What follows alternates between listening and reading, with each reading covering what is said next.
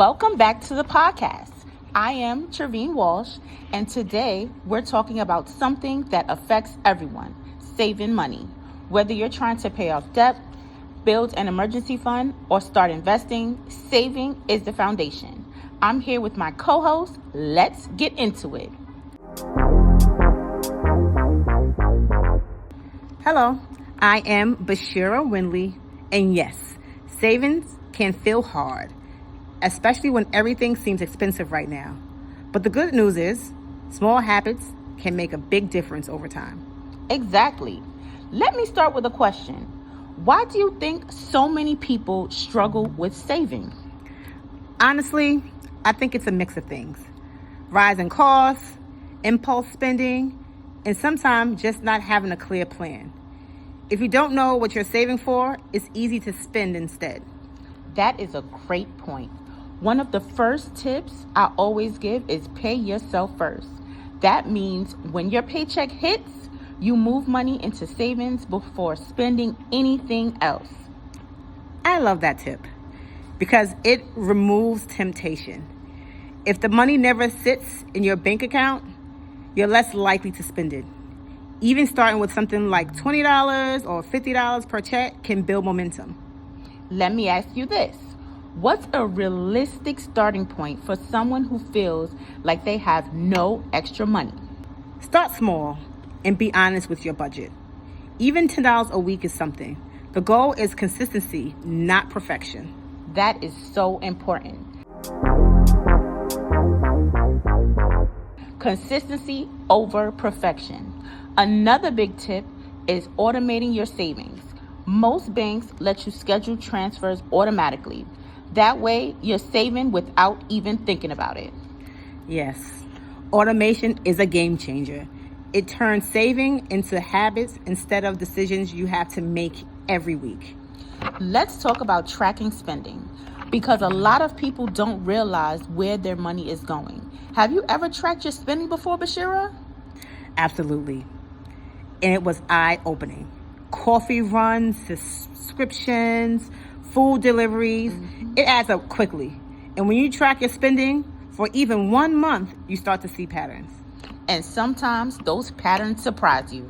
Definitely. You might think you're only spending a little here and there, but when you add it up, it could be hundreds of dollars. Once you see those patterns, you can decide what matters to you.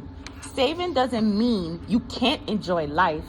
It just means being intentional with your money. Exactly. Maybe you can cut back on 3 meals a week and redirect that money to savings or debt payments. Yes. So now we are going to get into another topic. We're going to discuss family vacation savings.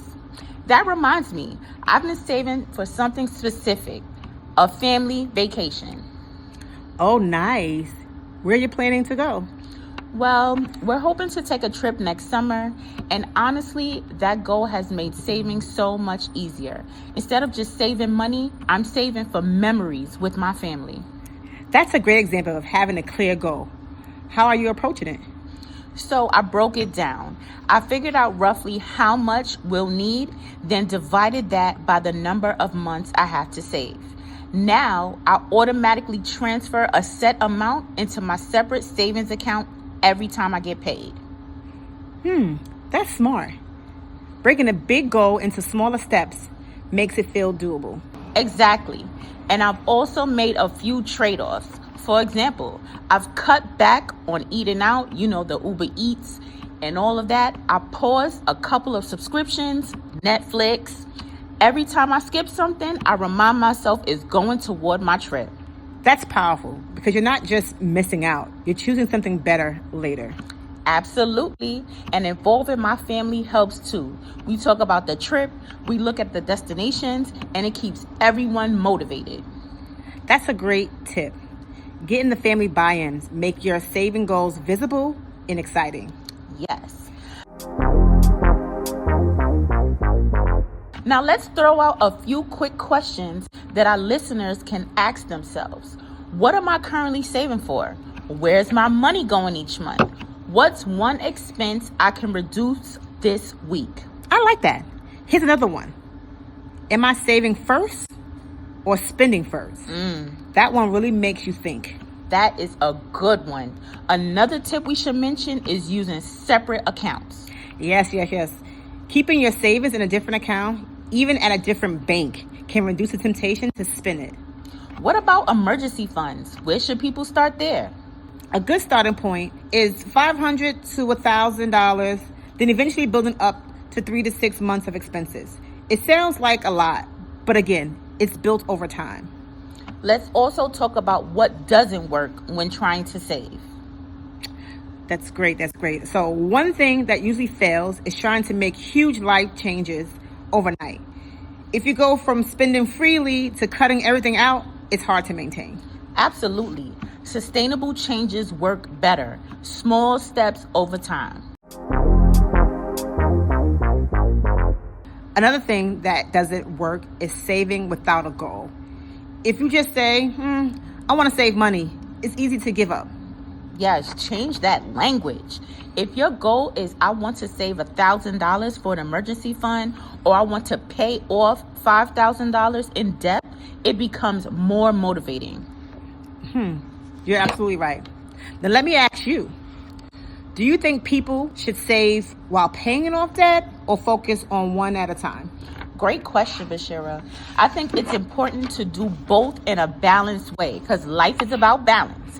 Build a small emergency fund first, then focus on debt while continuing to save a little.